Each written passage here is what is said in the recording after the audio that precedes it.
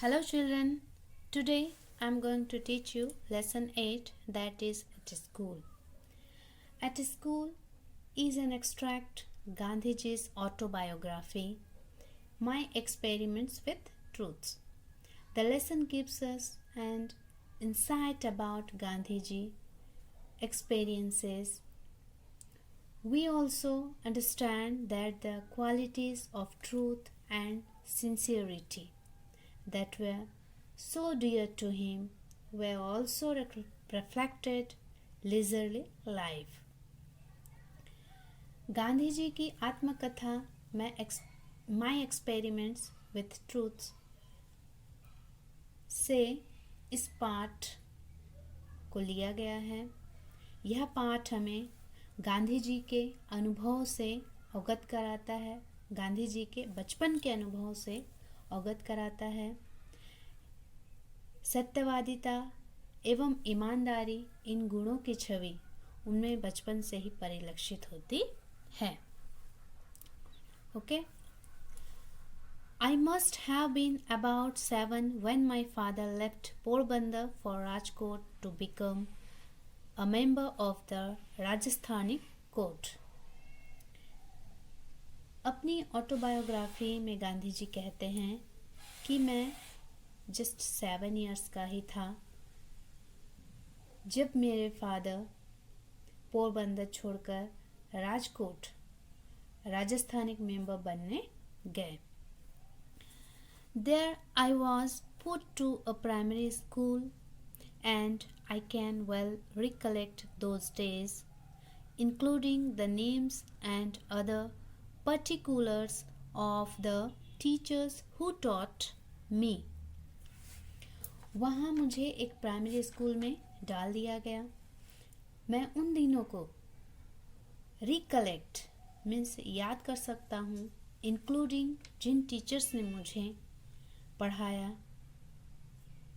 उनके नाम भी मुझे याद हैं, उनके अदर पर्टिकुलर्स कि वो कैसे दिखते थे ये भी याद है। Okay, as at Porbandar, so here there is hardly anything to note about my studies. जैसे पोरबंदर में वैसा यहाँ भी मेरी पढ़ाई के बारे में कुछ खास चीज़ें नहीं हैं बताने के लिए। Okay, I could only have been a mediocre student. मैं सिर्फ एक औसत दर्जे का विद्यार्थी था, मेडियोकर स्टूडेंट था। Mediocre means average, not very good, means मैं पढ़ाई में उतना अच्छा नहीं था।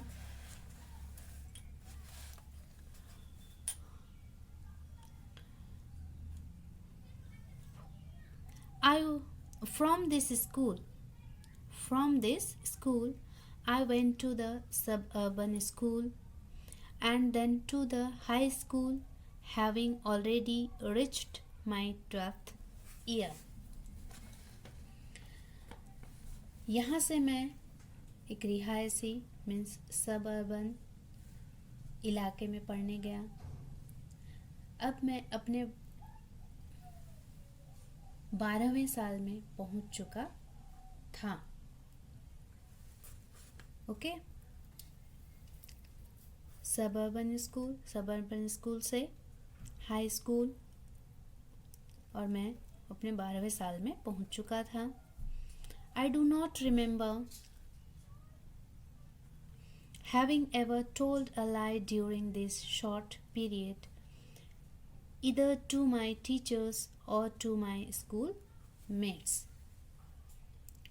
मुझे याद नहीं आता कि मैंने कभी अपने पेरेंट्स से, ना ही मेरे टीचर्स से और ना ही मेरे क्लासमेट्स मीन्स दोस्तों से झूठ बोला हो।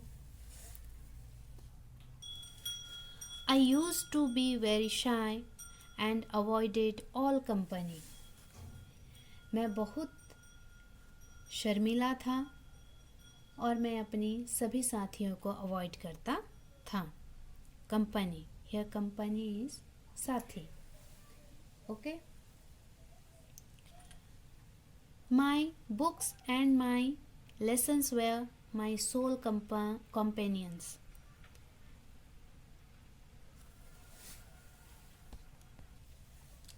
मेरे किताबें, मेरे लेसन्स मेरे इकलौते साथी थे.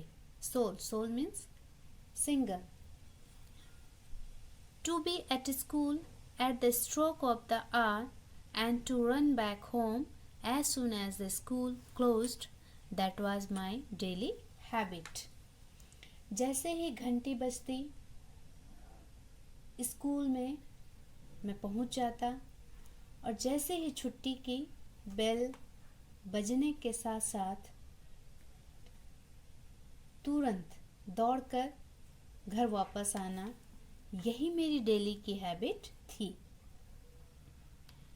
I literally ran back because I could not bear to talk to anybody.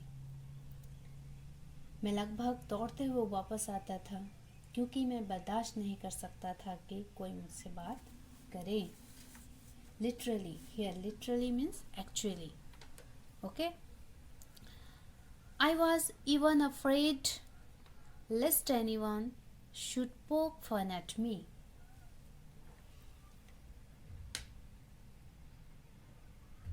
कोई मुझसे बात करे, मैं इतना शर्मीला था, मैं यहाँ तक डरा हुआ था कि कोई मेरा मजाक न उड़ाए. I was even afraid, मैं यहाँ तक कि डरा हुआ था. Lest anyone should poke fun at me. Poke fun at means make fun of. कोई मुझे चिढ़ाए या मेरा कोई मजाक उड़ाए. Okay. Two incidents belonging to this period have always clung to my memory. Here, memory. Memory means ability to remember. Memory means ability to remember. दो incidents हैं जो इस पीरियड्स में हुए, जो मेरी मेमोरी से जुड़े हुए था. As a rule, I had a distaste. Distaste means dislike. Distaste means dislike for any reading beyond my school books. मेरा ये नियम था कि मैं स्कूल की किताबों के अलावा कोई किताब पढ़ूं. The daily lessons had to be done. The daily lessons had to be done because I disliked being taken to task by my teacher as much as I disliked deceiving him. Taken to task means scolded. Taken to task means scolded. And deceive means to cheat. Deceive means to cheat. Okay. रोज का रोज homework करता था because मैं नहीं चाहता था कि teacher मुझे taken to task means सजा दे, और मुझे ये भी डिसलाइक था कि मैं उन्हें डिसीव करूं या धोखा दूं. Okay. Therefore I would do the lessons but often without my mind on them. इसलिए मैं अपने लेसन्स तैयार करके ले जाता था, पर अक्सर मेरा ध्यान उसमें नहीं लगता था.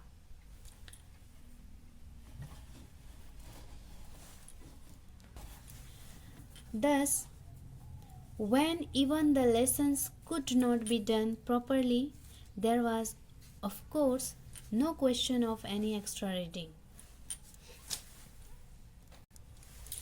भले ही मैं अपने पाठ या लेसन्स अच्छे से तैयार नहीं कर पाता था, लेकिन फिर भी मुझे एक्स्ट्रा रीडिंग की आवश्यकता नहीं पड़ती थी. But somehow my eyes fell on a book purchased by my father. फिर मेरी नज़र एक किताब पर पड़ी जिसे मेरे फादर ने मेरे लिए खरीदा था। इट वॉज श्रवण पितृभक्ति नाटक, a play about Shravan's devotion to his parents. ये श्रवण का पितृभक्ति नाटक, इसमें उसका अपने माता पिता के प्रति जो भक्ति डिवोशन था, उसका प्ले की बुक थी। I read it with intense interest. मैंने बहुत ही इंटेंस इंटरेस्ट से उस किताब को रीड किया था। इंटेंस इंटरेस्ट मीन्स बहुत ही लगन से मैंने रीड किया था। Okay, there came to our place about the same time.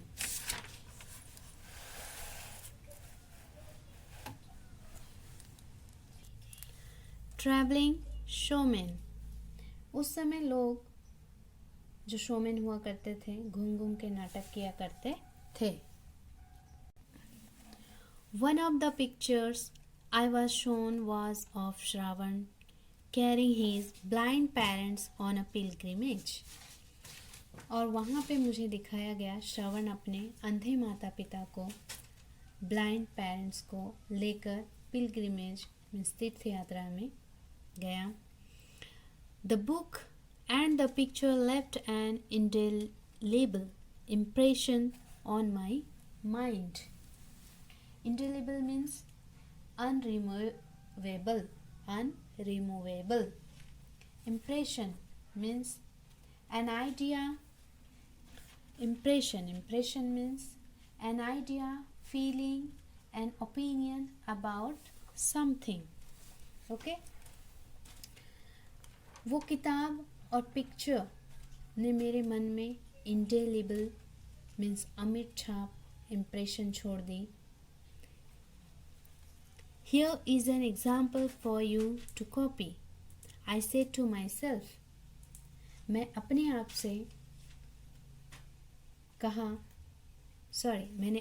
से कहा ये एक ऐसा एग्जाम्पल है जिसे हमें कॉपी करना चाहिए। The agonized lament of the parents over Shravan's death is still fresh in my memory. बहुत दुखी होकर रोना श्रवण का उसके माता पिता की मृत्यु पर, ये मेरे दिमाग में एकदम फ्रेश था। अभी भी मुझे उसको याद करके दुख हो रहा था। The melting tune moved me deeply and I played it on a concertina which my father had bought for me. Concertina. Concertina means an instrument on which music can be played. Agonized lament means a strong expression of grief and sorrow. Okay? उस समय जब श्रवण के parents की death हुई, जो धुन बजाई गई उसने मेरे हृदय में एक ऐसी गहरी छाप छोड़ दी। मैंने उसे कॉन्सर्टिना में प्ले करके बताया जो मेरे फादर खरीद कर लाए थे। Okay? There was a similar incident connected with another play.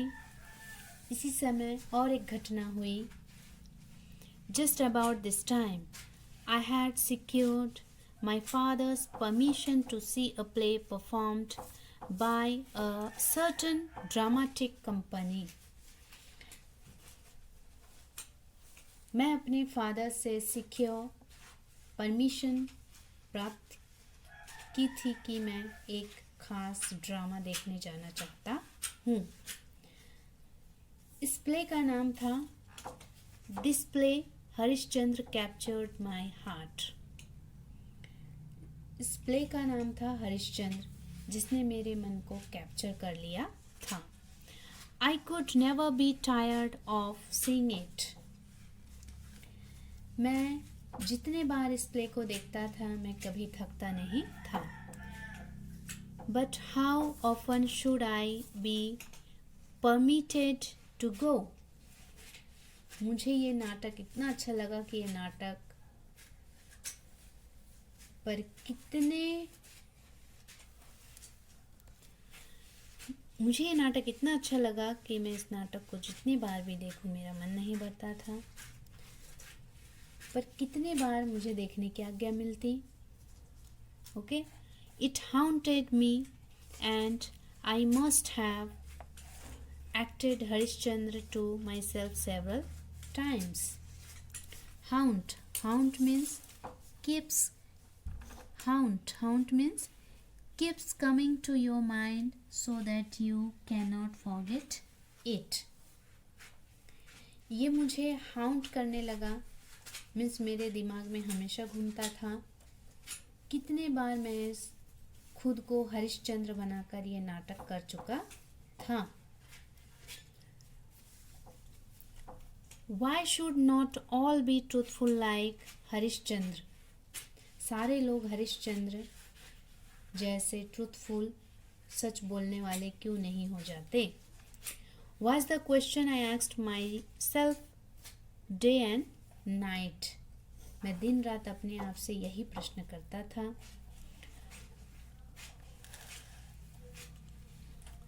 To follow truth and to go through all the ordeals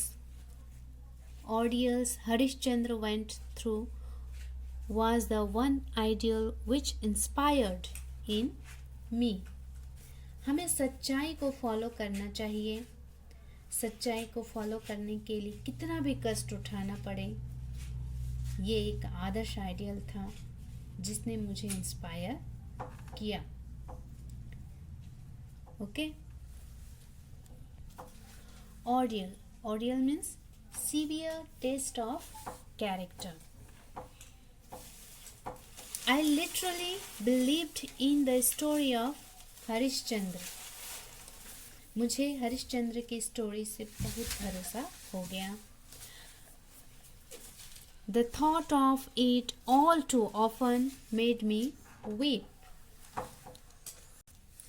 मैं कई बार उस कहानी को याद करके या सोचकर रो रहा था।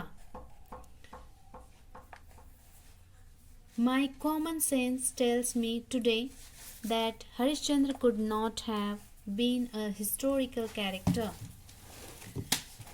मेरे जो कॉमन सेंस है जो मुझे ये समझाते हैं कि हरिश्चंद्र हिस्टोरिकल कैरेक्टर नहीं हो सकते। But for me, both Harishchandra and Shravan are living realities. And I am sure I should be touched as before if I were to read again those plays today. लेकिन आज ये दोनों Harishchandra and Shravan ये मेरे लिए लिविंग रियलिटीज़ हैं, जीवित सच्चाई हैं। और अगर मैं दोबारा उन प्लेस को पढ़ूंगा तो मैं फिर से भावुक हो जाऊंगा। There was another such incident during the time when I was in the 7th standard. इसी प्रकार की और एक घटना है जब मैं क्लास 7th में था। दोराब जी इदुल जी Zimi was the headmaster then. तब दोराब जी इदुल जी Zimi was the headmaster then. वो मेरे हेडमास्टर थे। He was popular among the boys, though he was a disciplinarian. वो बहुत ही ज़्यादा डिसिप्लिनेरियन थे, अनुशासित थे। फिर भी वो बच्चों में बहुत ज़्यादा पॉपुलर थे। He was a man of method and a good teacher. बहुत सिद्धांतवादी एंड अच्छे टीचर, गुड टीचर थे। He had made gymnastics and cricket compulsory for the boys of the upper standards. उन्होंने ऊंची अपर स्टैंडर्ड्स के लिए जिम्नास्टिक्स एंड क्रिकेट को compulsory किया। I disliked both. मुझे दोनों चीज़ें पसंद नहीं आई। I never took part in any exercise, cricket or football before they were made compulsory. मैंने इससे पहले कभी भी एक्सरसाइज, क्रिकेट और फुटबॉल में पार्ट नहीं लिया, इससे पहले कि वो कंपलसरी किए जाते. My shyness was one of the reasons for this aloofness. Aloofness means keep oneself away, which I now see was wrong. इस अकेलेपन का कारण शायद, एलुफनेस का कारण शायद यही था कि मैं शाइनेस था, जो मैं अब देखता हूँ तो मैं गलत था. I then had the false notion that gymnastics had nothing to do with education.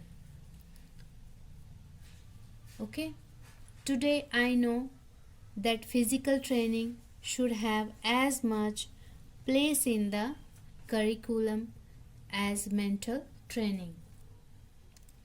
उस समय मेरे माइंड में फॉल्स नोशन या गलत विचार आ गया था कि जिम्नास्टिक्स का एजुकेशन से कोई लेना देना नहीं है, और मुझे लगता है कि फिजिकल ट्रेनिंग करिकुलम का आपके पाठ्यक्रम में होना चाहिए, जो कि आपके मेंटल ट्रेनिंग का हिस्सा है. But though I was none the worse for having neglected exercise, I am still paying the penalty of another neglect. मैंने एक्सरसाइज को नेग्लेक्ट किया और उसका पेनाल्टी मैं पे कर रहा हूँ, क्योंकि गांधी जी दुबले पतले रह गए, उनका बॉडी डेवलप नहीं हो पाया. I do not know from where I got the notion that good handwriting was not a necessary part of education, but I retained it until I went to England. पता नहीं मेरे दिमाग में ये विचार कैसे आ गया कि अच्छी हैंडराइटिंग अच्छी एजुकेशन का हिस्सा नहीं है. मेरे इंग्लैंड में जाते वक्त मेरे दिमाग में ये आइडिया बना हुआ था. Okay, I then saw that bad handwriting should be regarded as a sign of an imperfect education. और अब मैं रियलाइज करता हूँ कि यदि आपकी हैंडराइटिंग खराब है तो आपकी एजुकेशन इम्परफेक्ट मीन्स अधूरी है. Let every young man and woman understand that good handwriting is a necessary part of education. अब every man and woman को ये समझ लेना चाहिए कि good handwriting is a necessary part of education. ये हमारे एजुकेशन का एक necessary part होता है. Okay students, thank you.